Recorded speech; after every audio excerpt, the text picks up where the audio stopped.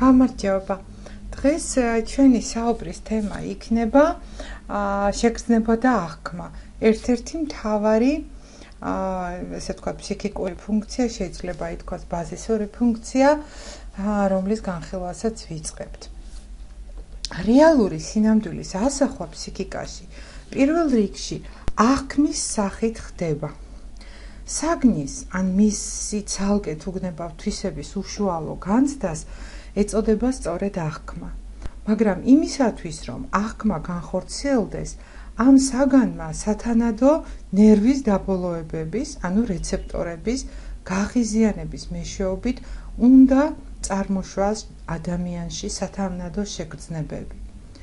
შეგრძნების აღმოცენების გარეშე გარემომცველი სინამდვილის საგნები იქნება, მოვლენები, ადამიანები არ აქვს ამას მნიშვნელობა, აი ამ სინამდვილის აღქმა შეუძლებელი იქნება.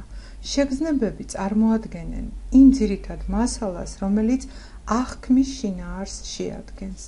ეს მასალა ნორმალურ პირობებში საგნების ან მათი თვისებების სახით ორგანიზირდება. ჩვეულებრივ შეგრძნებები განიცდებიან არა აღქმისგან დამოუკიდებლად, არამედ აღქმის შინაარსის სახით. ესე იგი, როგორც ვთქვათ, საგნის ფერი, გემო, მისი სიგლუვე და ასე შემდეგ. და არა თვითონ საგნობრიობას მოკლებული, ან გემო, ან ფერი, ან რაიმე კიდევ სხვა თვისება. მაგრამ რამდენადაც აღქმა შეგრძნების მასალაზე აიგება, ამიტომ აღქმის პროცესის მეცნიერული შესწავლა გულისხმობს შეგრძნებების შედარებით მარტივი პროცესის გათვალისწინებას. თუმცა შეიძლება ითქვას, რომ სინამდვილის თვალსაჩინო ასახვა, ესე ვთქვათ, აღქმის ერთიან მთლიან პროცესს წარმოადგენს, რომელშიც შეგრძნება არ არის პრინციპში გამოყოფილი, მაგრამ თანამედროვე ფსიქოლოგიაში ამ ერთიანი პროცესის შედეგად მაინც ორი ცნება ჩამოყალიბდა. ეს გახლავთ აღქმისა და შეგრძნების ცნებები. იმისათვის, რომ აღმოცენდეს სენსორული პროცესი, ანუ შეგრძნება, აუცილებელია რამოდენიმე მომენტი დაემთხოს ერთმანეთს. ჯერ ერთი, რაიმე ფიზიკურმა მოვლენამ ისე უნდა იმოქმედოს სპეციფიკურად აგებულ ნერვულ სტრუქტურაზე, რეცეპტორზე, რომ გამოიწვიოს ნერვში აგზნების ფიზიოლოგიური პროცესი. ფიზიკური მოვლენის ასეთ ზემოქმედებას გაღიზიანებას უწოდებენ, ხოლო თვით მოვლენას გამღიზიანებელს. ამის შემდეგ უკვე გაღიზიანებით გამოწვეული აგზნება უნდა გავრცელდეს გრძნობიარი, ანუ აფერენტული ნერვით თავის ტვინის სათანადო უბნის ნერვულ უჯრედებზე. შეგრძნება უკვე აღმოცენდება ამ ნეირონების აგზნების შედეგად. მათი აგზნება უკვე განიცდება შეგრძნების სახით და ჩვენ შევიგრძნობთ რაიმე მომენტს, ესე ვთქვათ, ამ მთლიანად საგანს ან მოვლენას. შემდეგი საკითხი შეგრძნებასთან დაკავშირებით ეს გახლავთ მისი ღურბლები. პირველ რიგში გავმიხილოთ რა არის ეს ღურბლები და ვისაუბროთ ქვედა ღურბლზე. ყოველი ინტენსივობის გამღიზიანებელს არ შეუძლია შეგრძნების გამოწვევა.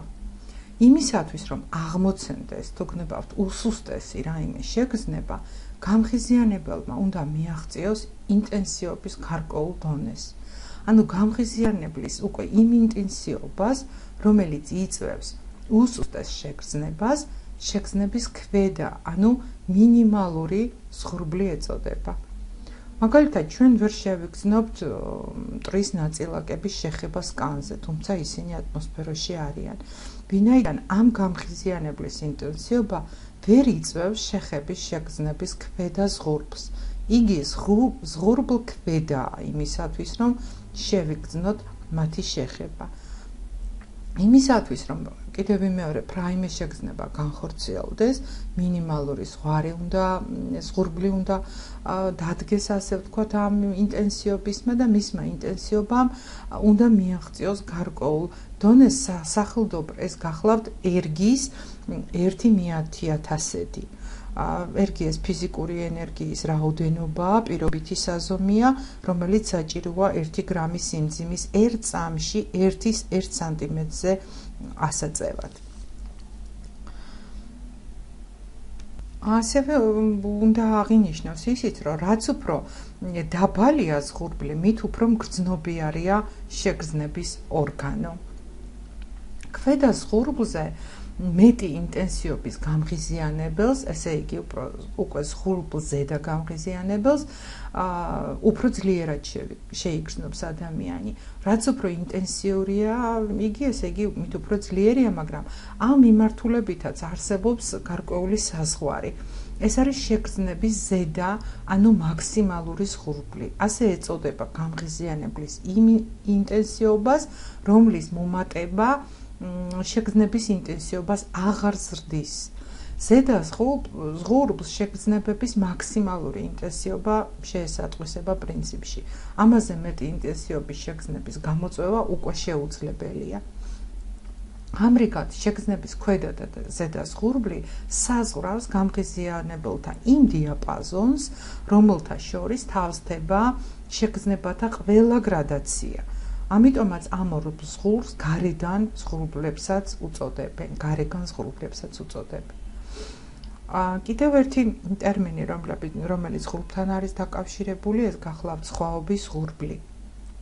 გამღიზიანებლის ინტენსივობა ცვლილებათა მიმართ შეგრძნების მგრძნობიარობის გარკვეული მაჩვენებელია, ეგრეთ წოდებული სხვაობის ზღურბლი.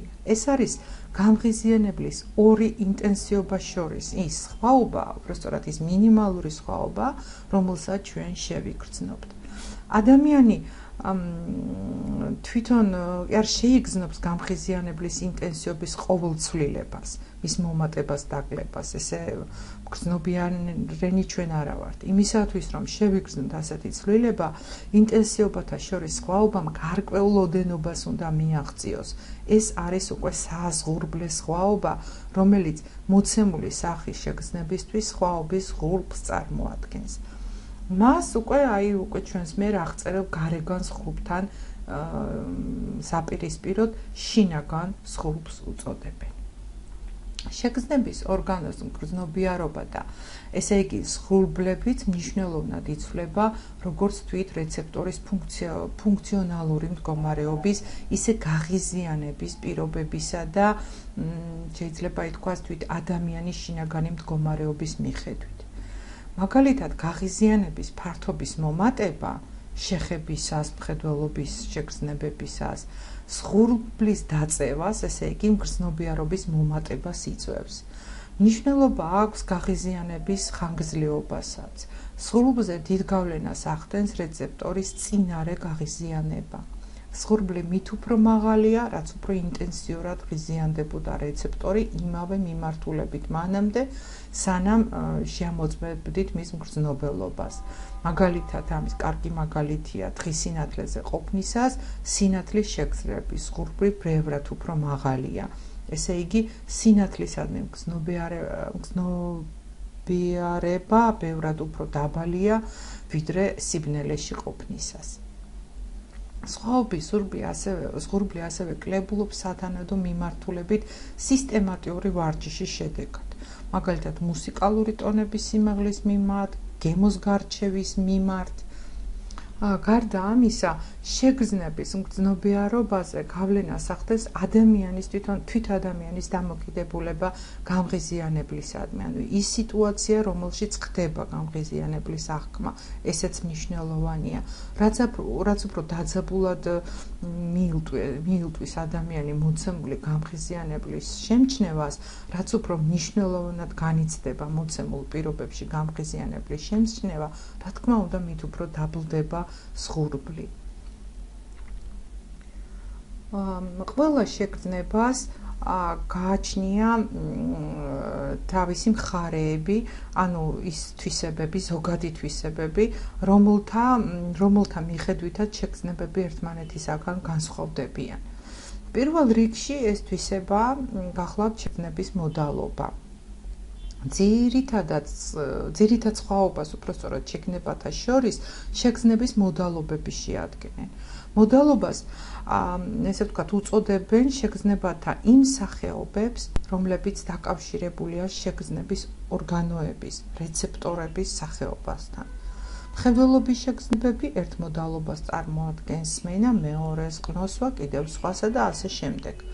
თითეული მოდალობის შეგრძნებას იწვევს ძალიან სპეციფიკური აგებულების რეცეპტორთა გაღიზიანება სპეციფიკური ფიზიკური გამღიზიანებლით.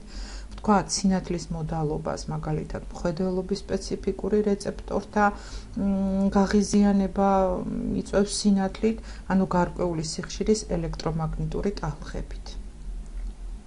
და ასე ყველა მოდალობის შემთხვევაში. მეორე თვისება ის გახლავთ ინტრამოდალური, ესე ვთქვათ, თვისობრიობა, ასე ეწოდება ისეთი მოდალობის ფარგლებში მოცემულ რომელიმე ერთი მოდალობის ფარგლებში მოცემულ სხვაობებს. მაგალითად, მხედველობითი მოდალობის შეგრძნებები განსხვავდებიან ერთმანეთისაგან იმის მიხედვით, თუ რა ფერს შევიგრძნობთ, ხო? წითელის შევიგრძნობთ, ლურჯი, ისფერს თუ ასე შემდეგ. ეს სხვაობა ინტრამოდალურ სხვაობას წარმოადგენს. გემოს მოდალობის შეგრძნებები განსხვავდებიან სხვადასხვა გემოს ნაირობით, ხო? წარე, ტკბილი, მლაშე და ასე შემდეგ.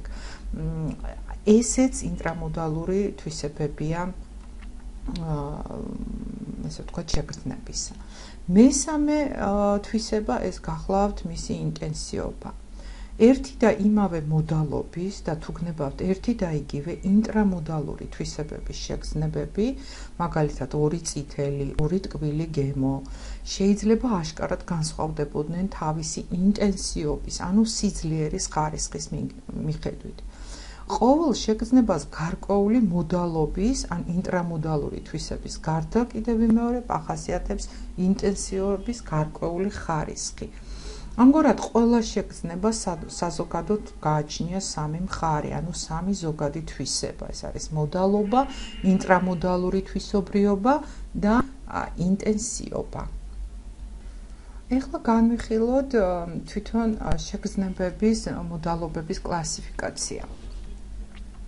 ჩვენ ყოველდღიურ ცხოვრებაში ითვლება ასე, რომ ადამიანს ხუთი მოდალობა, ხუთი გრძნობა, ასე ეძახდნენ, მას გააჩნია.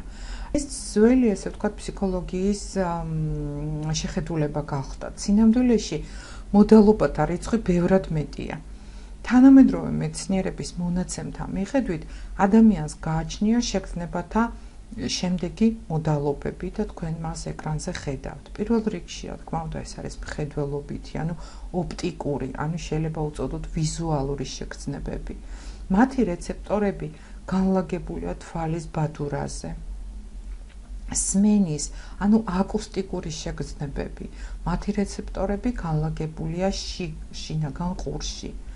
ყნოსვის შეგრძნებები. მათი რეცეპტორები განლაგებულია ცხვირის ღრუს ზედა ნაწილში. გემოს შეგრძნებები. გემოს შეგრძნების რეცეპტორები განლაგებულია ენის ზედაპირზე და ნაწილობრივ რბილ სასაზე.